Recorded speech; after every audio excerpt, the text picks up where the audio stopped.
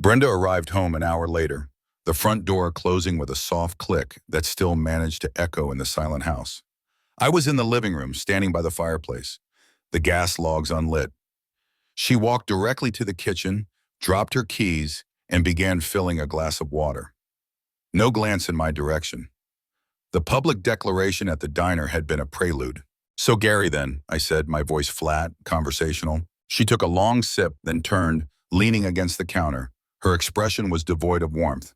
"Yes, Gary. Friday night, I told you this afternoon. Don't act surprised now." "We can talk about this," I offered, stepping toward the archway. "Our marriage. What's happening?" Brenda pushed off this counter. "There's nothing to talk about, Frank. I'm going out.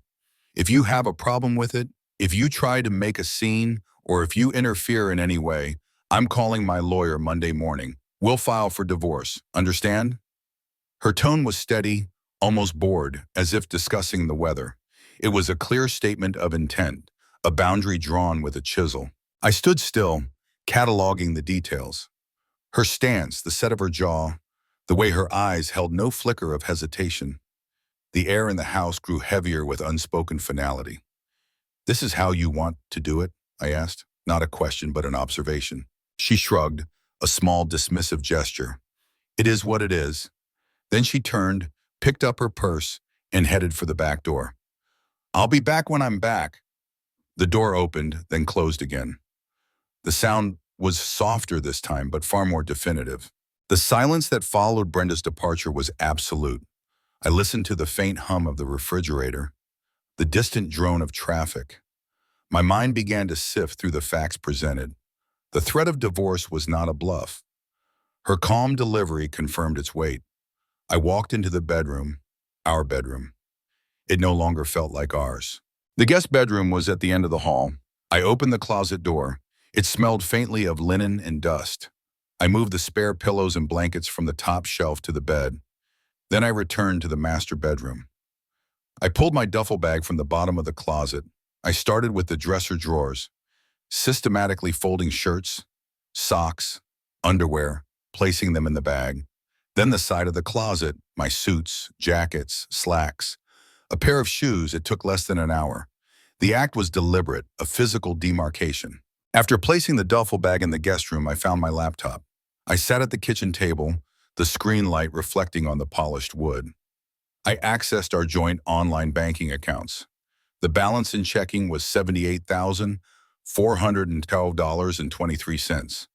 Savings held $312,655.77. These were the facts. I opened a new tab and navigated to my personal bank account, established years ago but largely unused. I initiated 2 transfers, $39,206.13 from checking, $156,327.89 from savings. Half. The confirmation messages popped up, then vanished. The funds would clear by morning. Next, the joint credit cards. Visa, MasterCard, American Express. Each one had a balance. I paid off the full amounts using the remaining funds in the joint checking account. Then I contacted each issuer, canceling the cards. The automated voices were polite and personal. "Your card has been canceled. A confirmation email will be sent." I noted the reference numbers. A few more clicks, and I was on the application pages for new credit cards, solely in my name. 1 Visa, 1 MasterCard with sufficient limits. The applications were submitted, approvals immediate. The plastic would arrive in 5 to 7 business days. My mental checklist extended to Monday morning. I would call my employer's HR department to redirect my direct deposit. Then I would contact the investment firm, begin the process of splitting our shared portfolios. The steps were clear, logical, a sequence of necessary actions. I went to the liquor cabinet, poured a generous measure of Jim Beam into a glass. No ice. I sat back down at the kitchen table, the laptop still open to the banking screens, the balances now reflecting the changes. The bourbon warmed my throat. My mind was not reeling with anger or despair. It was processing, analyzing, planning. What had been said, what had been done, what needed to happen next. There was a quiet hum behind my eyes, a low thrum of anticipation for the coming days. I knew I wouldn't sleep much, not effectively. I finished the drink. I opened a new browser window. Divorce attorneys near me. The search results populated quickly. I spent the next hour reading profiles, reviewing specialties, checking availability. I selected 3, then narrowed it to 1. A firm with a strong reputation for asset division. I filled out the online contact form, requesting an immediate consultation.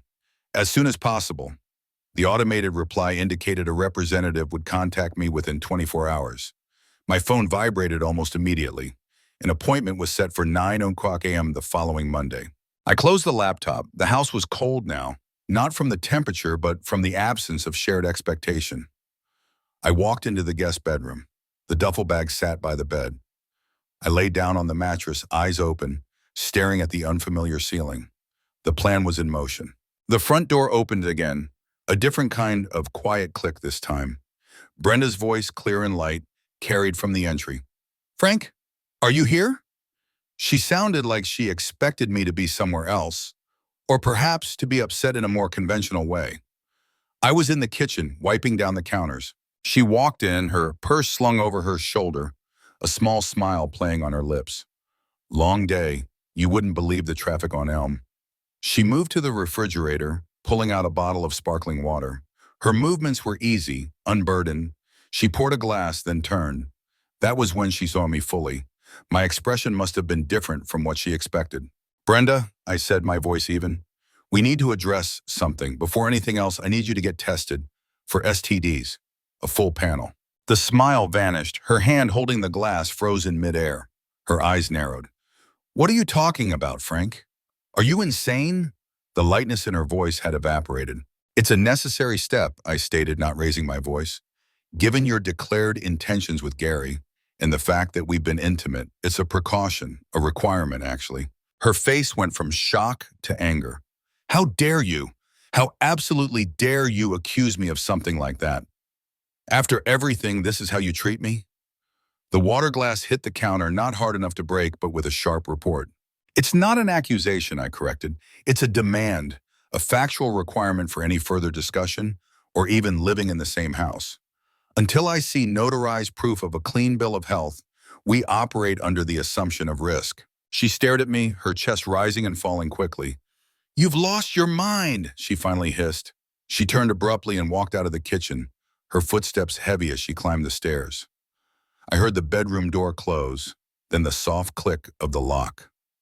I knew her pattern. She would take a nap, expecting me to reflect, to cool down, to apologize when she woke. I went back to cleaning the kitchen, the scent of lemon cleaner filling the air. An hour later, I heard the bedroom door open. Then a few minutes after that, a sharp gasp from upstairs. "Frank!" Her voice was louder now, edged with genuine alarm. "Where are my things? What have you done?" I walked to the base of the stairs. She was standing in the doorway of what used to be our master bedroom, her hands on her hips. The closet door was open behind her, showing empty hangers on my side. Her side, I knew, was also missing items. The toiletries from the bathroom counter were gone too. "I moved them," I said, looking up at her. "Your clothes, your toiletries, they're in the guest room closet in the guest bathroom. I've moved myself into the guest bedroom." Her jaw dropped. You moved out of our bedroom? Why would you do that?" "It's no longer our bedroom, Brenda," I explained, as if to a child. "It's your bedroom. I'll be staying in the guest room until I secure an apartment. It's more practical." "Practical?" She descended a few steps, her eyes flashing. "This is our home, Frank.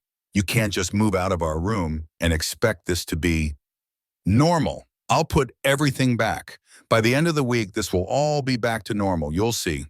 She sounded like she was trying to convince herself more than me. "Normal will require a notarized clean health report first, Brenda," I reiterated, my voice flat. "Then we can discuss what normal might look like. But it won't be the same." I went back to the kitchen, leaving her on the stairs. My laptop was still open. I spent the next 2 hours on apartment rental sites, filtering by square footage and distance from the office. I also looked up specifics on Illinois divorce law regarding marital assets and parental rights. The information was clear, dispassionate. Around 6, Jenny, who had been quietly working in the den, emerged. "Dinner's ready, Mr. Frank," she said, her eyes flicking toward the upstairs landing, then back to me. She was a good woman, had seen plenty in this house over the years. She knew the atmosphere was thick tonight. Brenda came downstairs a few minutes later, having changed into a casual dress. She had set the dining room table with the good china, lit candles. She had cooked my favorite pot roast, the aroma now filling the house. She sat down opposite me, a bottle of Merlot uncorked between us. "I thought we could have a nice dinner," she said, her voice softer, almost an attempt at charm. She poured some wine into my glass, then hers, just like old times. I picked up my fork, ate a piece of roast. The meat was tender, flavorful. I tasted the carrots, the potatoes. "The roast is good, Jenny," I called out, knowing she was still in the kitchen. Brenda reached across the table, her hand resting briefly on my wrist.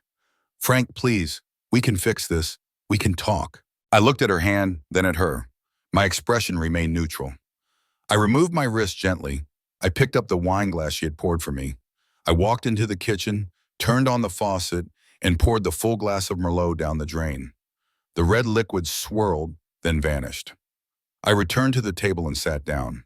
Brenda stared at the empty space where my wine glass had been. Her face was pale. "Brenda," I said, my voice deliberate, "the marriage is over. I'm filing for divorce." Her eyes widened, but then a flicker of desperation or perhaps calculation entered them. "The kids, Frank. What about the kids? Our family?" Brenda pushed back from the table. "You're just overreacting, Frank. You'll regret this. Think about our family. You can't just throw away 20 years. Her voice held a note of rising panic, but beneath it, I detected the familiar undercurrent of control. She believed she could still reel me back in. "The time for thinking was before you made certain choices, Brenda," I replied, my voice steady. "The actions have been taken. The consequences are now in motion." The following Monday, I met Mr. Thompson, my attorney, at his office downtown. His firm occupied the top floor of a modern building, the view overlooking the river. He was a man in his late 50s, silver-haired, with a calm, analytical demeanor that I appreciated. I laid out my facts: the diner confrontation, Brenda's ultimatum, my financial actions, her affair, and the demand for health tests. I had typed up a timeline, bullet points, dates. Mr. Thompson listened, nodding occasionally. "Illinois is a no-fault state, Mr. Miller. While infidelity can impact property division or spousal support in some cases, it's not the primary factor it once was. The courts generally favor a 50-50 split of marital assets. And for women, especially those who've been out of the workforce, there can be significant advantages regarding spousal maintenance and child support." He outlined the legal landscape, the variables, the typical outcomes. It was a cold, logical assessment, devoid of emotion, which suited me. "I understand," I said. "My goal is not to punish, but to secure my financial future and the well-being of our children. I need to protect myself from further deception." He outlined what I needed to document: every conversation, every transaction, every interaction. Proof of her infidelity would be crucial. I left his office with a clear action plan. The first step was privacy.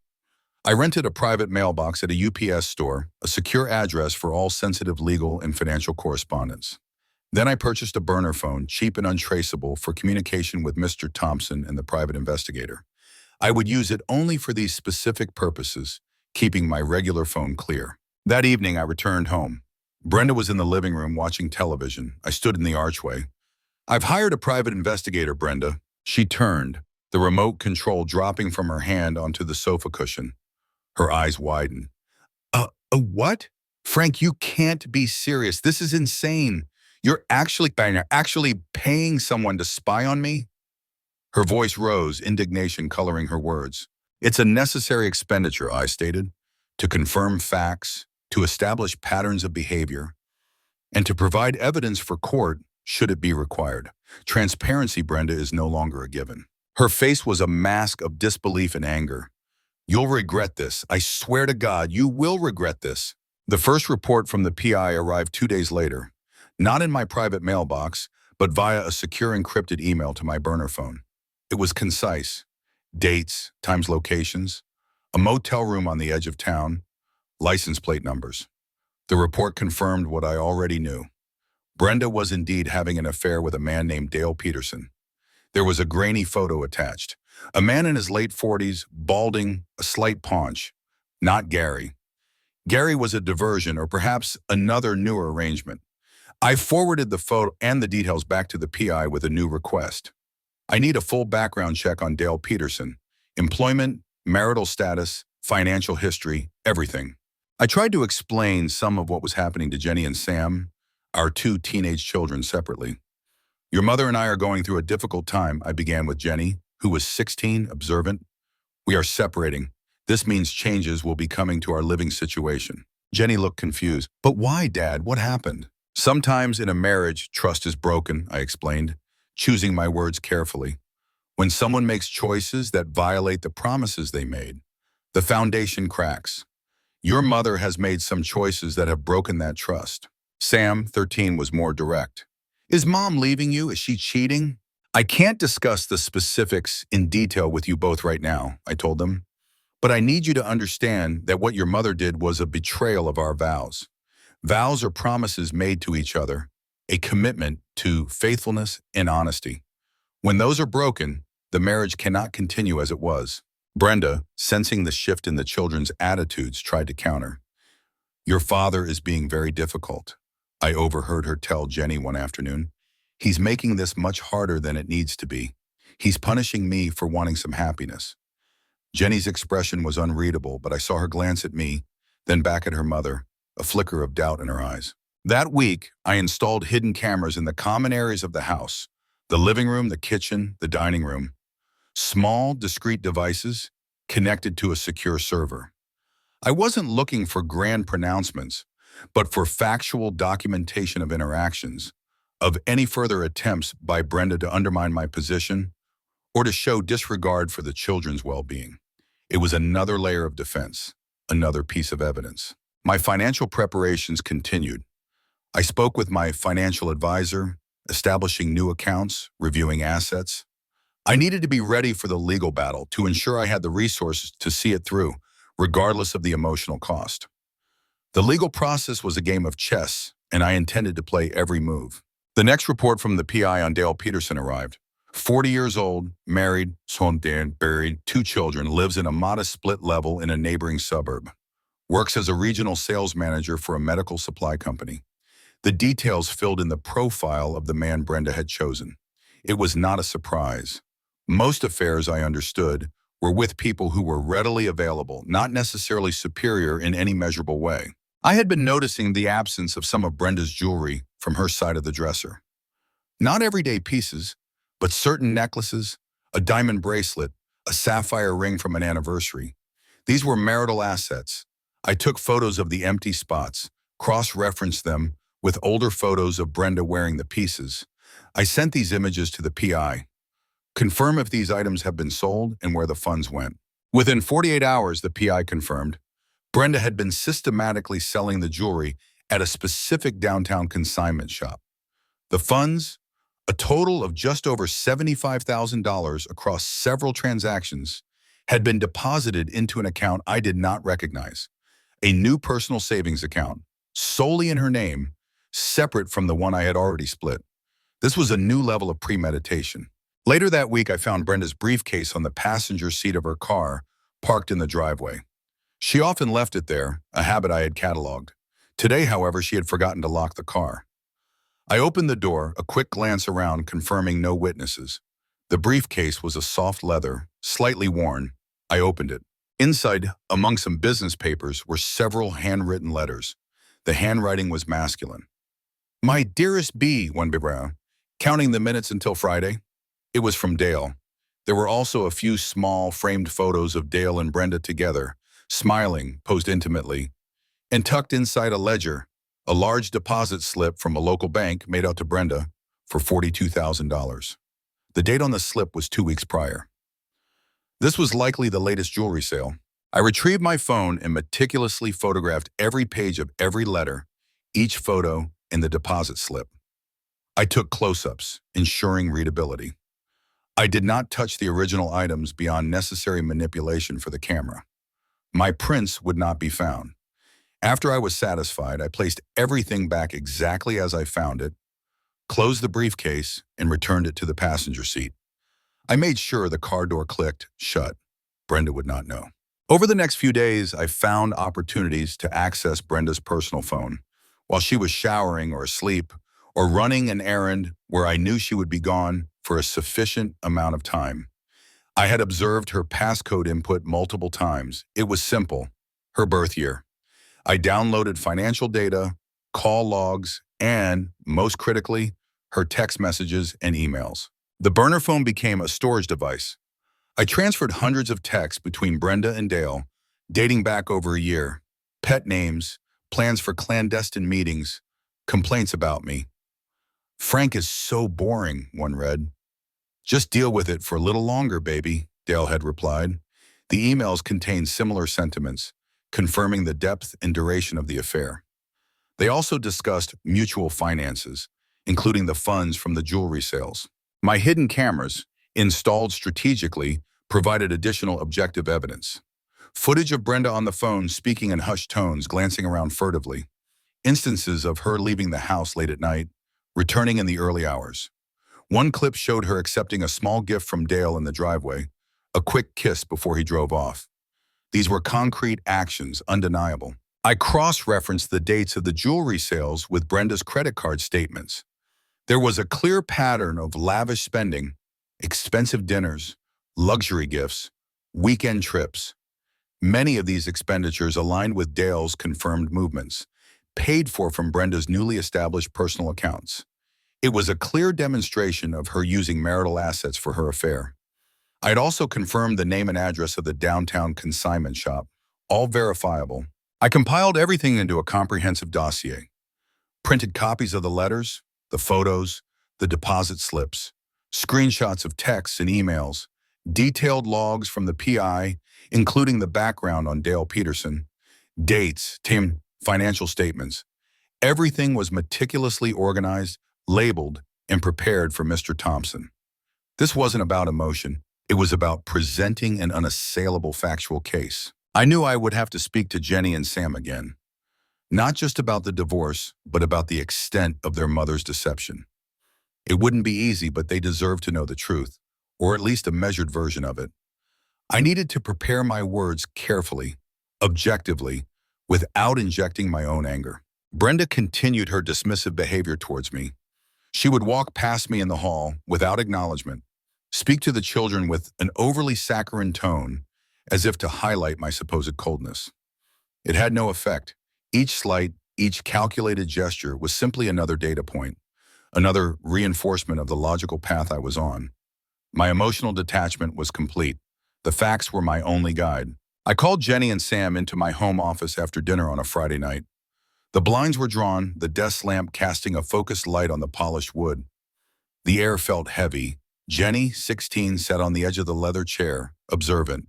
Sam, 13, slumped slightly on the sofa, clutching his phone, though his eyes were on me. "We need to talk," I began, my voice steady, devoid of inflection. "Your mother and I are in the process of divorcing. This is not a sudden decision. It's the culmination of a series of actions that have made our marriage unsustainable." I paused, letting the words settle. Jenny's brow furrowed. Sam put his phone down. "A marriage, Shad," I continued, "is built on trust and shared commitment. When one person systematically violates that trust, the foundation is destroyed. Your mother has been involved in an extramarital affair. This is not speculation. It is a fact that I have confirmed through objective evidence." I reached for a folder on my desk. I want to be clear that this is not about blaming, but about understanding the facts. I have gathered information that corroborates her actions. I opened the folder and placed on the desk a few printed photographs. Brenda and Dale together, close. A few lines from a text message exchange displayed on a screenshot, explicit in its intent. I did not include the most damaging images, only enough to establish the truth. Jenny picked up one of the photos, her fingers tracing the outline of her mother's smiling face next to the stranger. Her expression was a mix of confusion and profound sadness. She put it down gently. Sam, however, pushed himself up from the sofa, his voice rising slightly. "Dad, come on, this isn't right. Mom wouldn't do something like that. This must be a misunderstanding." "Sam," I said, meeting his gaze directly, "the evidence is conclusive. It's not a misunderstanding. Your mother has made choices that have broken her vows." I then moved to the financial aspects. Beyond the betrayal of trust, there are financial implications. Your mother has been using marital assets to fund this affair. This includes money taken from our joint accounts and, more specifically, from the sale of family property. I pushed another document across the desk, the PI report confirming the jewelry sales, along with the detailed transaction records and the deposit slips into Brenda's personal account. Certain pieces of jewelry passed down through the family have been sold. The proceeds, over $75,000, were deposited into an account your mother opened without my knowledge and used for personal expenses related to this individual. Jenny's eyes widened. The sapphire necklace? Grandma's bracelet? She looked at me, then at the documents, a dawning realization in her eyes. She told me she'd lent them to a friend. That was not accurate, Jenny. I stated. They were sold. The next morning, I observed Jenny speaking to Brenda in the kitchen. Their voices were low at first, then Jenny's grew sharper. Mom, where's Grandma's bracelet and the sapphire necklace? Dad said they were sold. Brenda's face, visible from my position in the living room, hardened. Your father is making things up, Jenny. He's trying to turn you against me. They're put away safely. He doesn't know what he's talking about. Her eyes darted, avoiding Jenny's direct gaze. Sam, who had walked into the kitchen at that moment, heard his mother's evasive response. He saw the flicker in her eyes, the slight shift in her weight. He looked from Brenda to Jenny, then back, a profound uncertainty etching his young face. He had witnessed the direct contradiction, the undeniable deceit. It was a tangible crack in his perception of his mother. This is not about choosing sides, I reiterated to them later, when they came back to my office, now looking more subdued. It's about understanding the facts. You both deserve to know the truth. Regardless of what happens between your mother and me, you are my children. My support for you will not waver. I explained the living arrangements. I will be moving into an apartment, but you will both have a stable home with me. We will work out a schedule that minimizes disruption for both of you. You will always have a room, a place, with me. Jenny nodded slowly, her expression resolute. She lied, Dad. She really did. Her alignment was clear. Sam remained quiet, his gaze fixed on the floor, but I saw the acceptance in his posture. He hadn't spoken, but the evidence had spoken for itself. This will be a legal process, I explained, with attorneys and potentially court appearances. It will be challenging, but we will navigate it with integrity and a focus on the facts. What is happening now is a result of choices that were made, and now we must face the consequences. Life's costly choices often unfold in unexpected ways. Stick around to the end to see how they truly impact everyone involved. I called Brenda into my home office late one afternoon. The room felt smaller with both of us in it. She walked in, her usual dismissive air about her, crossing her arms. What now, Frank? More of your dramatics? I did not respond to her tone. Instead, I placed a neatly organized binder on the desk between us. This is not dramatics, Brenda. This is a final review of the facts. I opened the binder, turning to the first section. Private investigator reports, dated logs of your activities with Dale Peterson, photographs of you together at various locations, including the motel. I pushed a few key pages across the desk. Her eyes flicked over the photos, then narrowed. These are doctored. You're lying. This is all a setup. Her voice was still confident, but I detected a subtle tremor. No, I said, my voice steady. These are facts. Here are the screenshots of your text messages and emails. Over a year's worth of communication, discussing everything from clandestine meetings to your disparaging remarks about me, and notably financial arrangements. I turned to the next section, revealing printed transcripts. She scoffed. Anyone can fake text messages. This is ridiculous. I haven't done anything. You're trying to gaslight me, Frank. And here, I continued, unperturbed, turning to another tab, is the financial evidence. Bank statements showing the $75,000 from the sale of family jewelry, deposited into a personal account you opened and kept hidden, followed by a detailed log of your lavish spending on Dale Peterson, dinners, gifts, weekend trips, all paid for with those funds, voisinens. I laid out the meticulously organized spreadsheet. Her composure, which had been fraying, began to crumble. You've been spying on me? You went through my accounts? I documented what was observable, I corrected, and what was necessary to protect my assets and my children. I then produced a USB drive.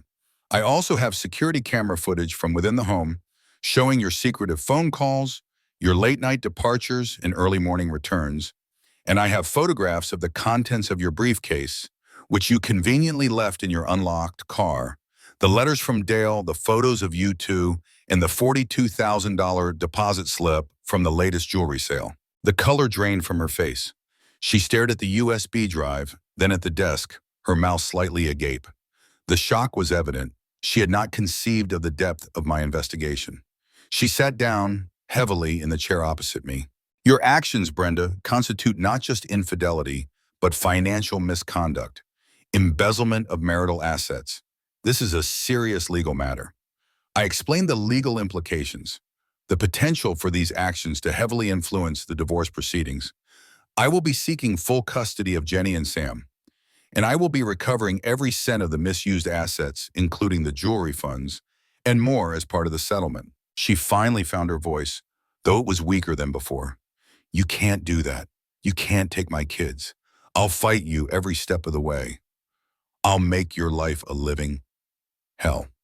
The threats were there, but the conviction had evaporated.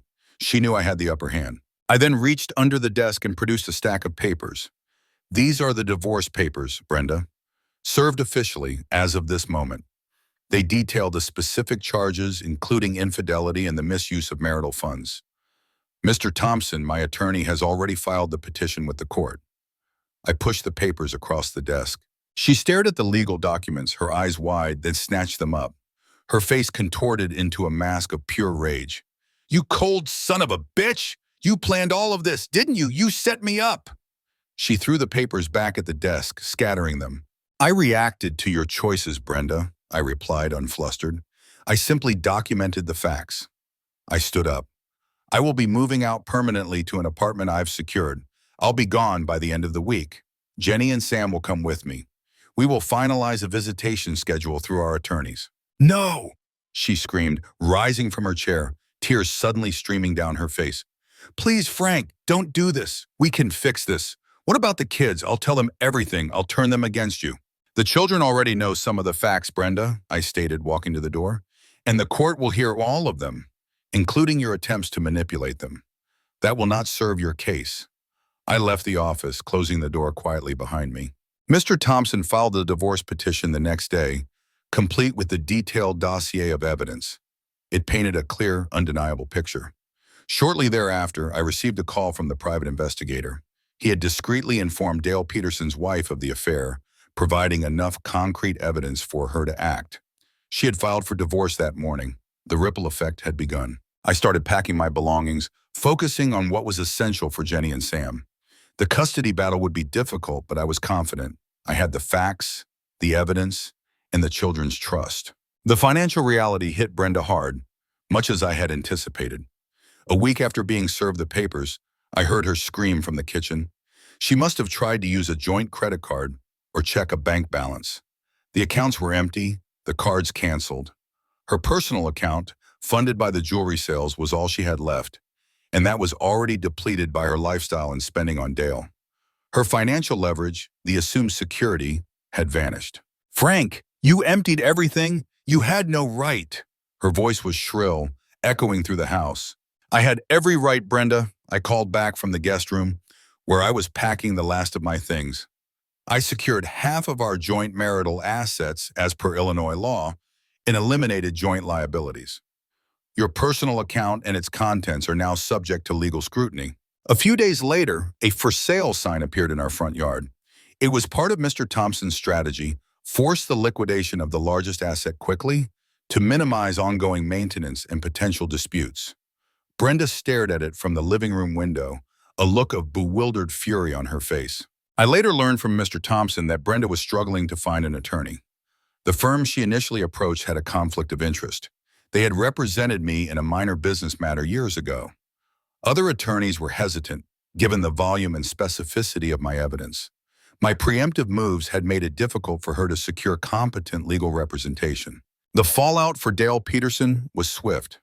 The PI confirmed he had been fired from his sales manager position after his affair became public within his company.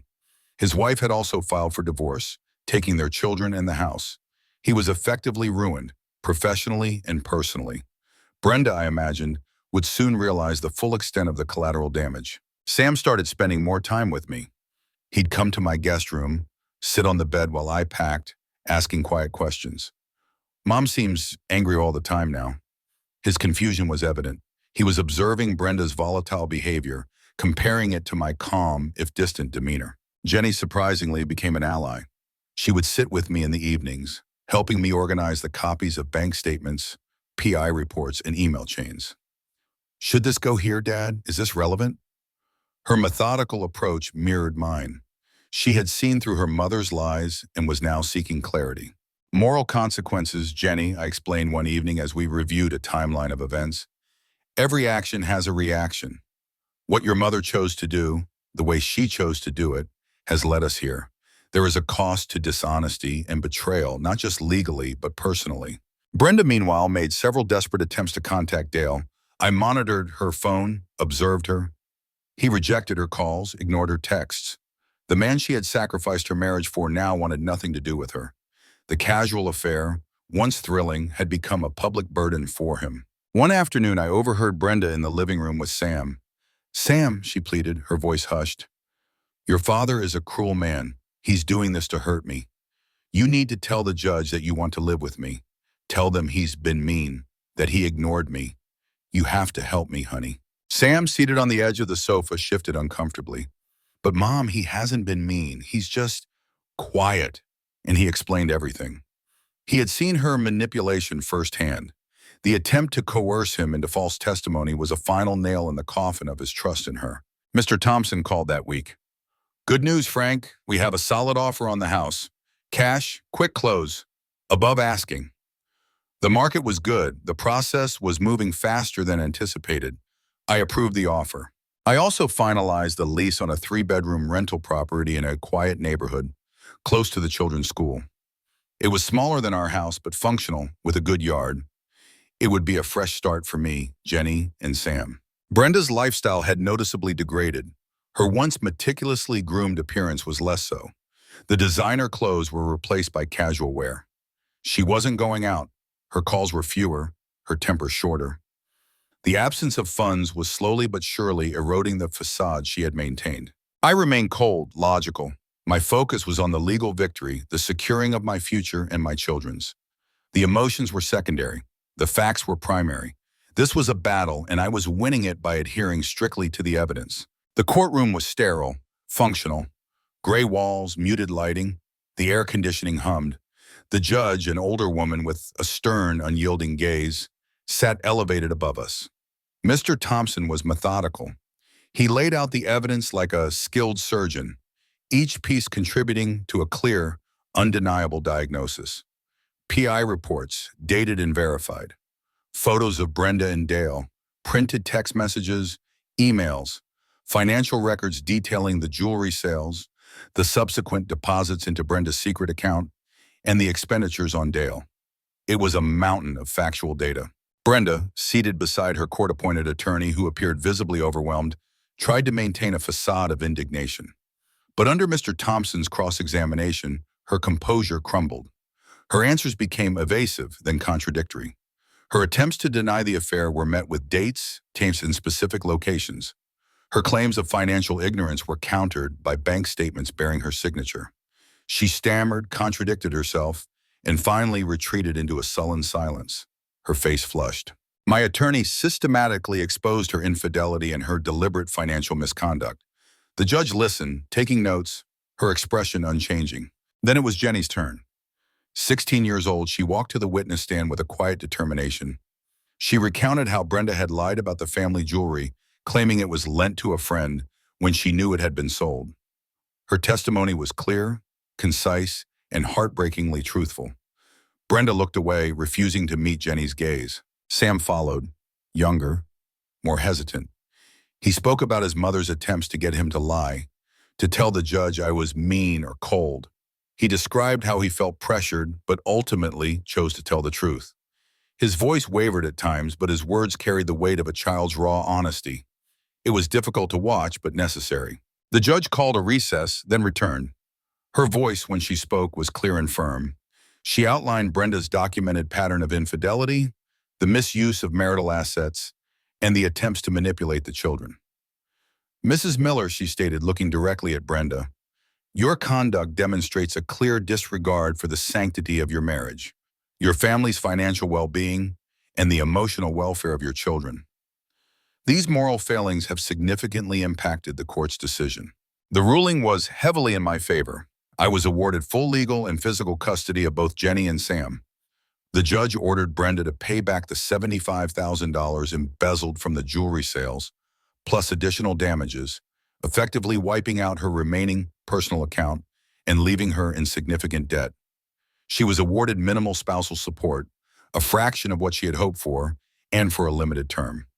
The house sale, already pending, was finalized within the week, the proceeds split according to the court's specific judgment, further reduced by the funds Brenda owed. Brenda was left with virtually nothing, significant debt, a damaged reputation, and most painfully, the loss of her children. Her lifestyle, once predicated on my income and her perceived control, was now shattered. Dale Peterson, I learned, faced his own legal battles. His divorce was finalized shortly after ours, and his financial standing was devastated. The private investigator confirmed he had moved out of state, attempting to start over, but his professional reputation was irrecoverable. The ripples of Brenda's choices had spread wide. A week after the court's decision, Jenny, Sam, and I moved into our new rental home. It was smaller but clean, functional. We unpacked boxes, arranged furniture. It was quiet, but it was a different kind of quiet now, a peaceful one, free from the tension that had filled the previous house. Brenda called a few days later, her voice thin, laced with bitter resentment. You think you've won, Frank? You haven't. I'll get you back. I'll make sure you regret this. You haven't seen the last of me. Her threats were empty, devoid of any real power. She had no leverage left. I simply listened, then ended the call. The outcome was clear.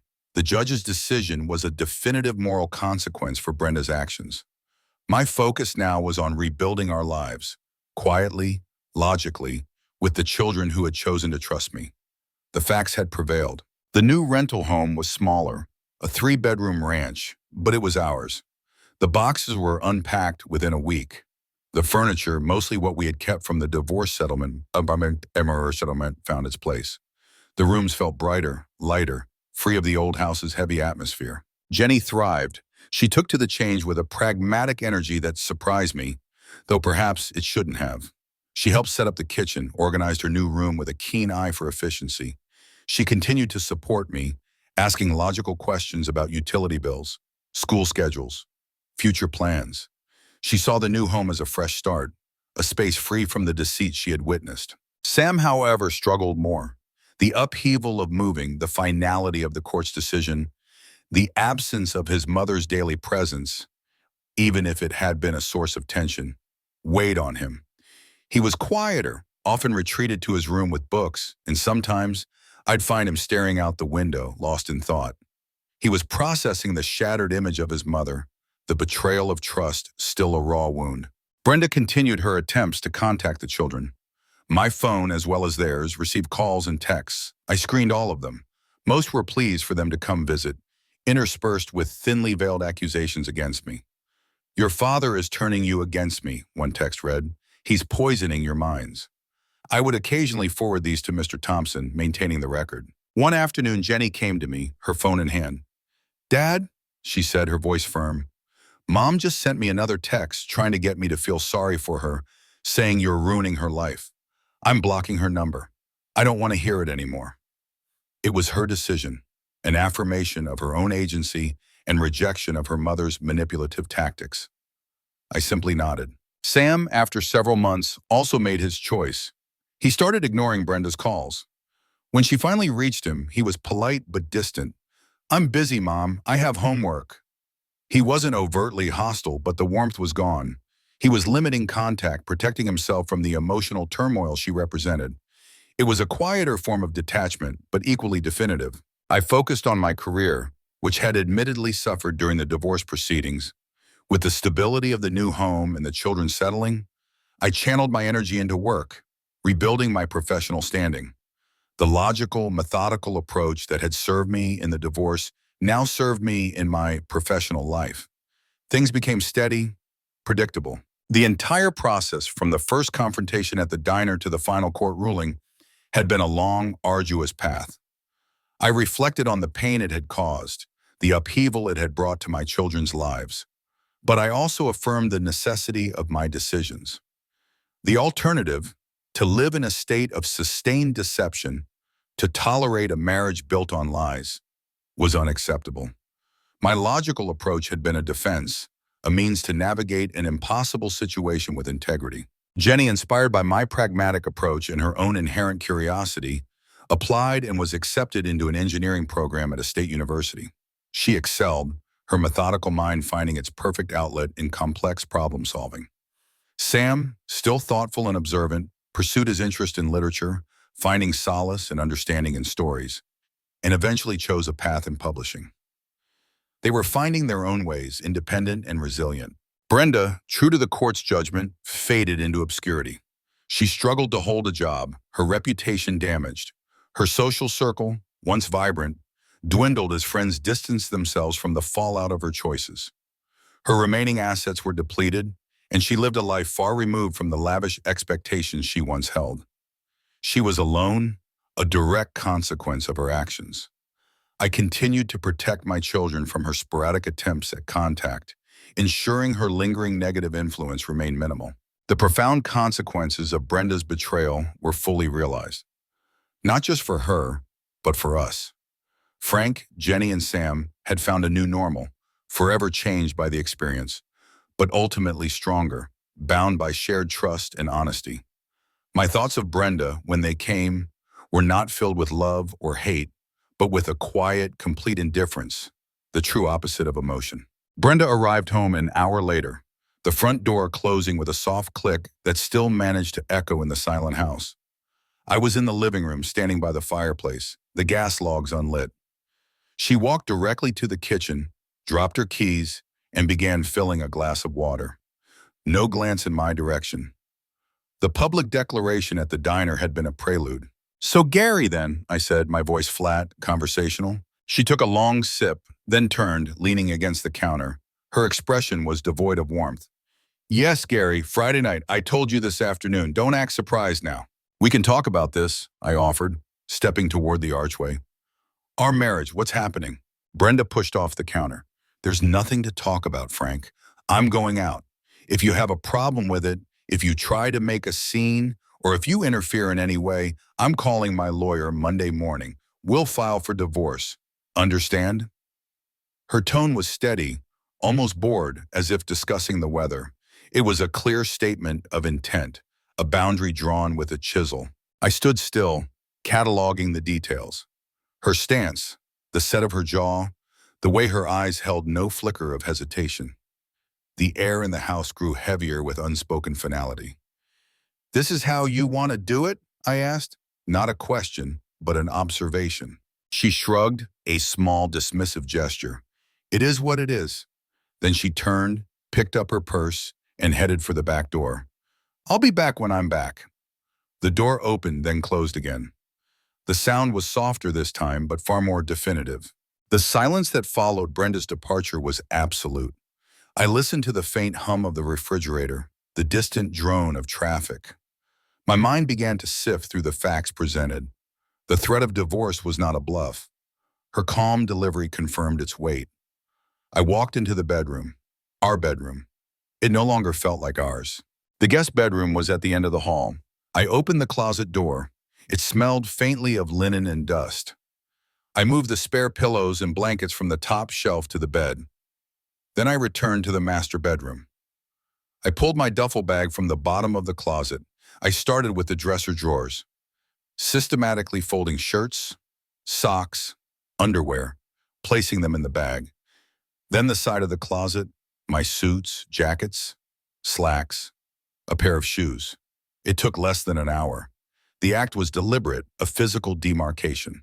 After placing the duffel bag in the guest room, I found my laptop. I sat at the kitchen table, the screen light reflecting on the polished wood. I accessed our joint online banking accounts. The balance in checking was $412.23. Savings held $312,655.77. These were the facts. I opened a new tab and navigated to my personal bank account, established years ago but largely unused.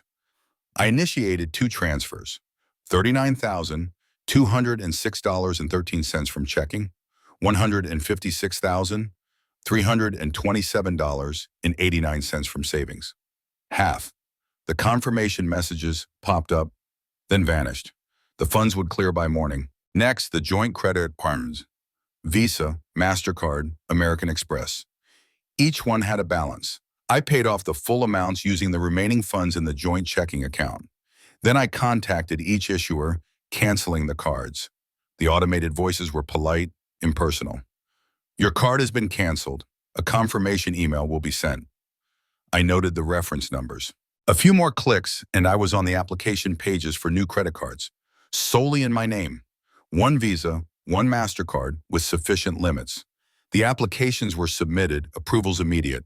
The plastic would arrive in 5 to 7 business days. My mental checklist extended to Monday morning. I would call my employer's HR department to redirect my direct deposit. Then I would contact the investment firm, begin the process of splitting our shared portfolios. The steps were clear, logical, a sequence of necessary actions. I went to the liquor cabinet, poured a generous measure of Jim Beam into a glass. No ice. I sat back down at the kitchen table. The laptop still open to the banking screens. The balances now reflecting the changes. The bourbon warmed my throat. My mind was not reeling with anger or despair. It was processing, analyzing, planning. What had been said, what had been done, what needed to happen next. There was a quiet hum behind my eyes, a low thrum of anticipation for the coming days. I knew I wouldn't sleep much, not effectively. I finished the drink. I opened a new browser window. Divorce attorneys near me. The search results populated quickly. I spent the next hour reading profiles, reviewing specialties, checking availability. I selected 3, then narrowed it to 1. A firm with a strong reputation for asset division. I filled out the online contact form, requesting an immediate consultation. As soon as possible. The automated reply indicated a representative would contact me within 24 hours. My phone vibrated almost immediately. An appointment was set for 9:00 a.m. the following Monday. I closed the laptop. The house was cold now, not from the temperature, but from the absence of shared expectation. I walked into the guest bedroom. The duffel bag sat by the bed. I lay down on the mattress, eyes open, staring at the unfamiliar ceiling. The plan was in motion. Brenda's choices reverberated, creating lasting consequences that settled over her life with the weight of undisputed fact. She never truly recovered her footing. Her attempts at building a new life were hampered by a damaged reputation and a continuous struggle to maintain financial stability. The social circle she once commanded dissolved, replaced by isolation. Her children, Jenny and Sam, maintained a cautious distance, their trust irrevocably broken by her actions and subsequent manipulation. Brenda was left with the bitter knowledge of what she had lost, a life of comfort and family forfeited for a fleeting affair and deceptive spending. For Frank, Jenny, and Sam, a new normal emerged. Their home, while smaller, was built on transparency and stability. Jenny pursued her engineering with a quiet determination, while Sam found his path in literature, both informed by the lessons of accountability. Frank continued to navigate life with a clear, logical mind, his emotional landscape now characterized by a profound indifference towards the woman who had once been his wife. The betrayal had carved a permanent path, altering their lives forever. It was a cold, hard lesson in the undeniable cost of dishonesty, a truth that continued to unfold in the quiet years that followed.